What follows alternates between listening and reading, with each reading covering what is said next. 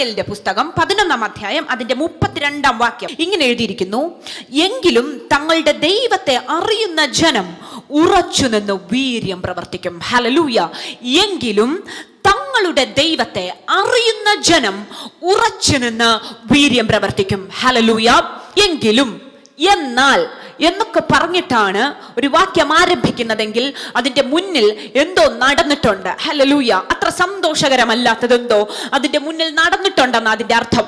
ഇവിടെ എഴുതിയിരിക്കുകയാ, എങ്കിലും തങ്ങളുടെ ദൈവത്തെ അറിയുന്ന ജനം ഉറച്ചു നിന്ന് വീര്യം പ്രവർത്തിക്കും. ഹല്ലേലൂയ. എന്ന് വെച്ചാൽ ഉറച്ചു നിൽക്കാൻ പറ്റാത്തതായിട്ടെന്തോ സംഭവിച്ചിട്ടുണ്ട്. ഹല്ലേലൂയ.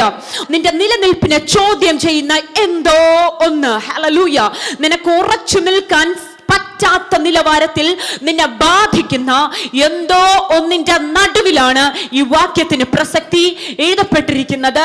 അങ്ങനെ എന്തെങ്കിലും ഉണ്ടാകുമ്പോഴും അങ്ങനൊരു സാഹചര്യം വരും. എന്നാലും, ഹല്ലേലൂയ, എങ്കിലും ദൈവത്തെ അറിയുന്ന ജനം അവരെന്ത് ചെയ്യും? അവരുറച്ചു നിൽക്കും. അവരുറച്ചു നിൽക്കത്ത് മാത്രമേ ഉള്ളൂ. ഹല്ലേലൂയ. അവരുറച്ചു നിൽക്കും. അവർ വീര്യം പ്രവർത്തിക്കും. ഹല്ലേലൂയ. ആമേൻ. ഹല്ലേലൂയ. നിന്നെ വീണു പോകാതെ നിർത്തുന്നത്, നീ കുലുങ്ങി പോകാതെ നിന്നെ പിടിച്ചു നിർത്തുന്നത് നിന്റെ കഴിവല്ല, നിന്റെ ശക്തിയല്ല. നിനക്ക് തോന്നും, ഈ വിഷയത്തിൽ എന്റെ വിദ്യാഭ്യാസം കൊണ്ട് എനിക്ക് ജയിക്കാൻ പറ്റും, ഈ വിഷയത്തിൽ എന്റെ കഴിവ് കൊണ്ട് എനിക്ക് ജയിക്കാൻ പറ്റും. നീ തെറ്റിദ്ധരിക്കപ്പെടരുത്. പലയിടങ്ങളിലും പല സാഹചര്യങ്ങളിലും നിനക്ക് കയറി വരാൻ പറ്റാത്ത ഇടങ്ങളിലെല്ലാം നിന്നെ ഉറച്ചു നിർത്തുന്നത് നിന്റെ കഴിവല്ല, ദൈവത്തെ പറ്റിയുള്ള നിന്റെ ജ്ഞാനമാ. ദൈവത്തിന് ഇസ്രായേൽ ജനതയെ മൊത്തം അറിയാമായിരുന്നു. പക്ഷെ ദാവീദിന് ഇസ്രായേലിന്റെ ദൈവത്തെ അറിയാമായിരുന്നു. ദൈവത്തിന് ഇസ്രായേൽ ജനത്തെ മൊത്തം അറിയാമായിരുന്നു. പക്ഷേ ദാവീദിന് ഇസ്രായേൽ ജനത്തിന്റെ ദൈവത്തെ അറിയാമായിരുന്നു. ഹല്ലേലൂയ.